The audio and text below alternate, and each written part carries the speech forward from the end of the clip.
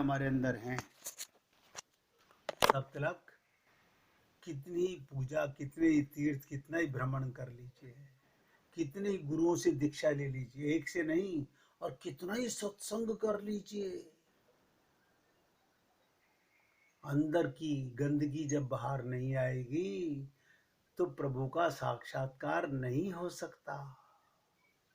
आज इसी पर चर्चा करने वाला हूं मैं, क्योंकि ये प्रसंग कल पूछा तो एक भक्त ने था, लेकिन मुझे लगा ये किसी एक की बीमारी तो नहीं है, ये तो हम सबकी बीमारी है।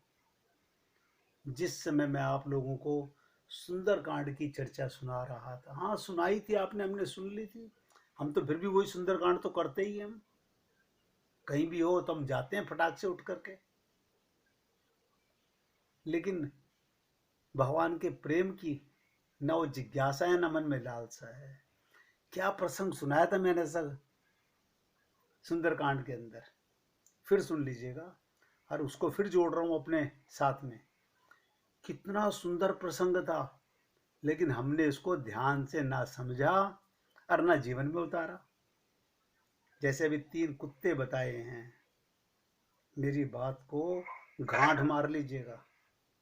जब तक ये तीनों अंदर रहेंगे तब तक सब बाहर की लीपा पोती के अलावा कुछ नहीं होने वाला। अब दूसरा प्रसंग सुनाने जा रहा हूं। मैंने कहा था सुंदरकांड में, जब लंकनी के ऊपर हनुमान जी ने जोर से मुक्के का प्रहार किया, बहुत दम समझाया पहले उसे, माता जी जाने दो, माता जी जाने दो, लेकिन लंकनी नहीं मानी। जब बहुत जोर के गुस्से का प्रहार किया, वो गिर पड़ी और मुंह से रक्त निकल आता है। हम लोगों को संत महात्मा कोई मुक्का मारते नहीं,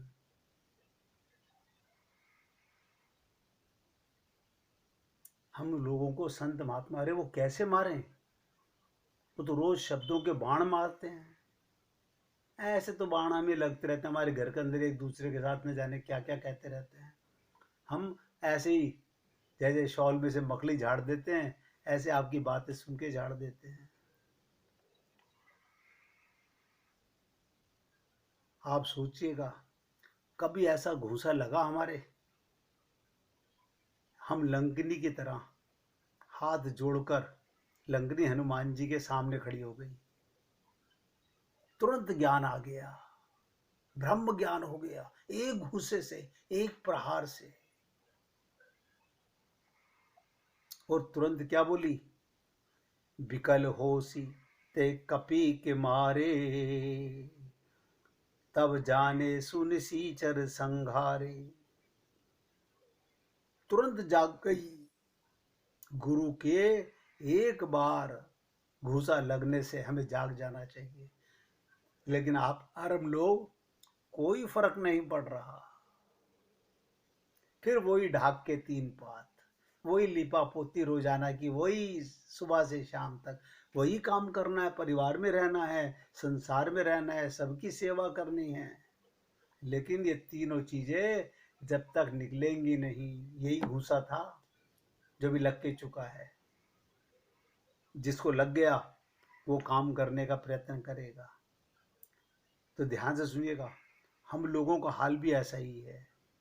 हम अपने जीवन के मोह की दुर्गुणों को, बहुत ध्यान से सुनो, मोह की दुर्गुणों को, दुर्विचारों को, असत कर्मों की रक्षा स्वयं कर रहे हैं। ये लंकनी क्या कर रही थी, रावण की लंका की रक्षा कर रही थी, जिसमें काम क्रोध लोभ भरे हुए थे। हम भी तो वही कर रहे हैं। ना नहीं, मेरा बेटा ऐसा हो ही नहीं सकता, मेरे पति में तो कोई अवगुण ही नहीं है, क्योंकि तुम में अवगुण नहीं है, इसमें किसी में अवगुण क्यों होगा। हम भी यही हाल कर रहे हैं। दुर्गुण, दुर्विचार, असत कर्मों की रक्षा स्वयं कर रहे हैं। हम होश में है ही नहीं, भूल बैठे हैं हम कौन हैं। गुरु कितनी बार बताए, हे पुण्य आत्माओं, हाँ तो सुन लिया बस हमने, ये थ्योरेटिकल सबको नॉलेज हो गई, लेकिन फिर वही शरीर के ढाक के तीन पात, क्योंकि अनंत जन्मों का अभ्यास है। हम भूल बैठते हैं, पहली भूल बता रहा हूं कि हम कौन हैं और हमें करना क्या था, ये दूसरी बात। और हम क्या कर रहे हैं, ये सत्संग सुनने के बाद कोई सोचता है? ना ना, हम वही करते हैं जो पहले से करते आ रहे हैं। कर्म तो वही करने हैं, मन नहीं बदलता, वही ममता, वही मोह, वही आसक्ति। आपके कहने से क्या होता है? हमारी तो और बढ़ती जा रही है। हमारी तो ममता मोह आसक्ति में कोई फर्क नहीं पड़ा। कुत्ते कौन निकाले? क्योंकि सबको नजर आ रहा है कि ये देह जाने के बाद में कोई नहीं सोच रहा कि कल क्या होने वाला है, मैं किस योनि में जाने वाला हूं, कैसे दुर्गुण मेरे दुर्विचार होंगे, मैं कहाँ जाऊंगा। सत्संग में ध्यान से सुनो, या तो हम जाते ही नहीं हैं, क्या मतलब सुनते ही नहीं हैं, अमल में लाते नहीं हैं, या राक्षसों जैसी मोटी खाल हो चुकी है हम लोगों की, जिसमें कितने भी मुक्के, ये मुक्के तो हमें गुदगुदी से लगते हैं। संत महात्मा जो हमें बोल देते हैं, वो तो जैसे राक्षस को गुदगुदी कर रहा है कोई। हाथी को आप घूसा मारो, उसे क्या फर्क पड़ेगा? ऐसे हमारे अंदर कोई फर्क नहीं पड़ता आपके कहने से। हम लोगों का यही हाल है, मच्छर मक्खी जैसे लगते हैं। मच्छर काटे, एक बार खुजा लिया, खत्म हो गया। ऐसे गुरु ने कहा था, सुन लिया, और हम अनछुए से लौट आते हैं। सत्संग में रोज सुनते हैं, अनछुए से लौट आते हैं। जिस दिन महाकाल का, एक एक शब्द पे ध्यान दो, जिस दिन महाकाल का मुक्का लगेगा, है, बुद्धि झंझना उठती है, बेहोशी से एकदम होश जागृत हो जाता है। क्या मतलब? छोटे मोटे जुखाम खांसी की किसी को परवाह नहीं होती। हाँ ठीक है, हो जाएगा ठीक, 2 दिन में नहीं, 4 दिन में ठीक हो जाएगा।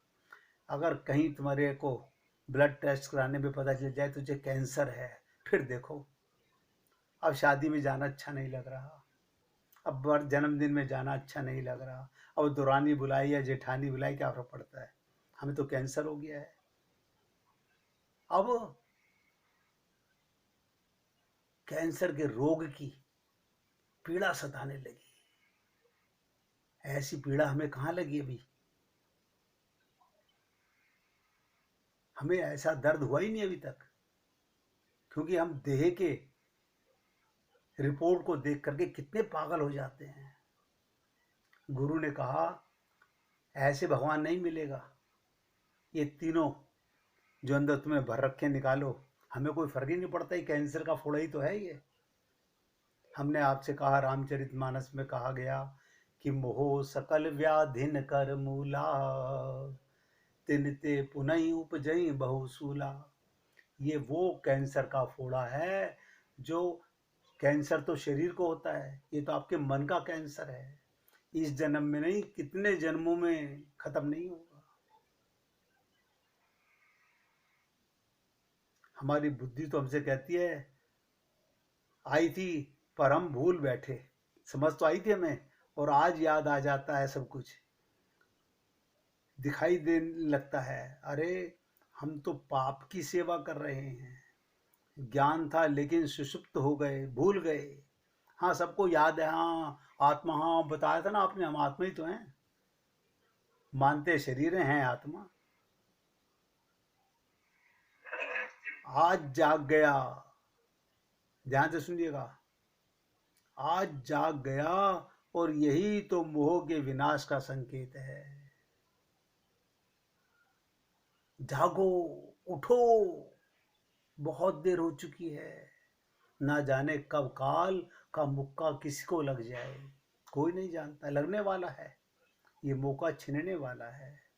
अनंत जन्म हो गए, हमारी दादी भी यही करती थी, पापा भी यही करते थे, मम्मी भी यही करती थी, हमारी सास भी यही करती थी। वही ढाक के तीन बात घूमी फिरी बातें, वही आरती, वही पूजा, वही तकियानुसी चीजें हम कर रहे हैं। मैं आप सभी पुण्य आत्माओं से निवेदन करता हूँ, अपने असली स्वामी को पहचान कर उनके संत रूपी दूत को पहचान कर, नहीं पहचानते, उनके संत रूपी दूत को नहीं पहचानते, ऐसा सुख मिलता है जैसे अन्यत्र मिल नहीं सकता। डूबते को तिनके का सहारा। जिन लोगों के जीवन में गुरु आ गया और शरणागति हो गई, 100% नोट करना, उसका कल्याण होगा। शर्त यह है कि अपने कुएं में से 3 कुत्ते निकाल दो, कोई नहीं रोक सकता। ऐसा सुख तो नहीं मिला। ऐसा सुख सिर्फ तभी मिल सकता है जब हम सत्संग का असर होने दें स्वयं पर। उसका प्रमाण यही है। सत्संग रोज सुनते हैं, असर नहीं हो रहा, या तो डॉक्टर में कमी है तो डॉक्टर बदल लो, या हम दवाई खा नहीं रहे, हम परहेज नहीं कर रहे। दोनों में से कोई बात तो है, कहीं ना कहीं कमी जरूर है। अगर असर हो जाए, उसका प्रमाण यही, हमें अपने प्रभु की याद आ जाए, उनसे अपने नाते की याद आ जाए। बताइए, मैं भगवान की संतान हूं, मैं अजन्मा हूं, मैं अमर हूं, मैं अविनाशी हूं।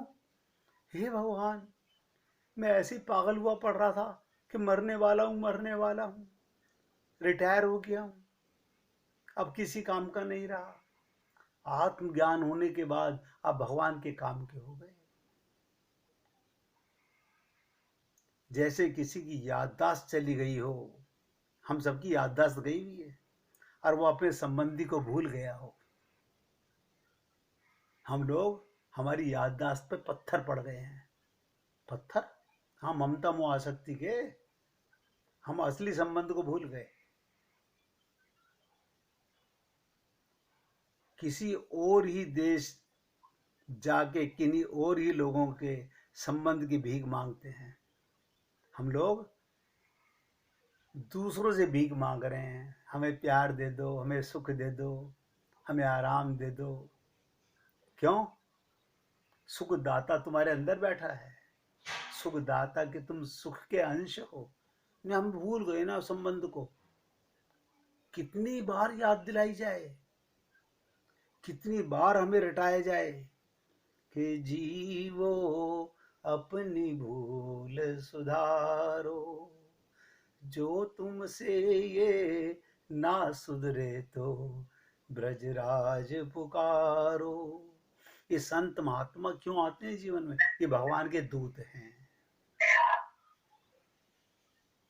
अचानक जैसे ही संत का घूसा लगा और हमारी स्मृति वापस आ जाती है।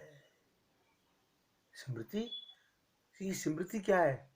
भगवान का संबंध, अमृत से पुत्र। ये तो हमने बहुत बार सुन लिया, मगर घूसा तो नहीं लगा हमें, क्योंकि हमने, आपने कितना भी कहा हम आत्मा हैं, लेकिन हमने माना कहाँ।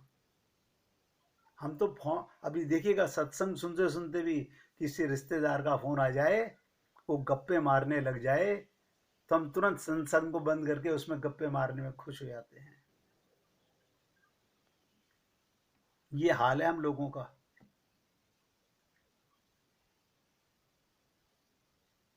अचानक उसकी स्मृति वापस आ जाए, अरे मैं अनाथ थोड़े ही हूं। अब बताइएगा, जिसका पिता दीनानाथ हो, वो अपने को अनाथ कहेगा? हमारा संबंध तो परमात्मा के साथ हमारे गुरु ने एक बार जता दिया, एक बार बता दिया कि राम मरे तो मैं मरूं, वरना मरे भलाए। सीतारामाचार्य जी ने कह दिया, इस देह में हरि मिलत हैं, इस बात को भूलना नहीं। अच्छा, ये हमें रट लिया हमने, रटने से क्या होगा? जब अपने को आत्मा ही नहीं माना तो भूल तो गए। ये छंद रटने से कुछ नहीं होगा। सोचिएगा, स्मृति वापस आ जाए तो तुरंत मैं अनाथ थोड़ी हूं, मेरे माता पिता तो जग के स्वामी हैं। मैं किस किस की चाकरी करता फिर रहा हूं, बताइएगा। हम लोग किस किस की चाकरी करते फिर रहे हैं, उसको वास्तविक सुख मिलेगा क्या? उसी के लिए कहा गया है, एक एक शब्द ध्यान दो। तात स्वर्ग अपवर्ग सुख, तात स्वर्ग अपवर्ग सुख, धरी तुला एक अंग, तूल न ताही सकल मिली, जो सुख लव सत्संग। बहुत से लोग सत्संग के लिए तड़पते हैं, और हमारे भाग्य थे, हम लोगों को परमात्मा दे रहा है, और हम उस सत्संग के अंदर ही कुसंग में लगे रहते हैं। तब ना तो संसार का कोई भी व्यक्ति उसको डरा सकता है। एक बार जिसे आत्मज्ञान हो जाए कि मैं परमात्मा का पुत्र हूं। मैं भिखारी बना हुआ था अभी तक, सब सुन चुके, सब जान चुके, लेकिन किसी को मुक्का नहीं लग रहा। लंकनी को मुक्का लगा, हनुमान जी का, रावण को भी नहीं लगा। राम ने हनुमान जी से कहा था कि देखो, ये तुम्हारा चेला है रावण, तुम जाके सुधार दो इसे, नहीं तो मैं इसको, इसके काम क्रोध लोगों को मारूंगा। लेकिन हनुमान जी को सामने खड़ा करके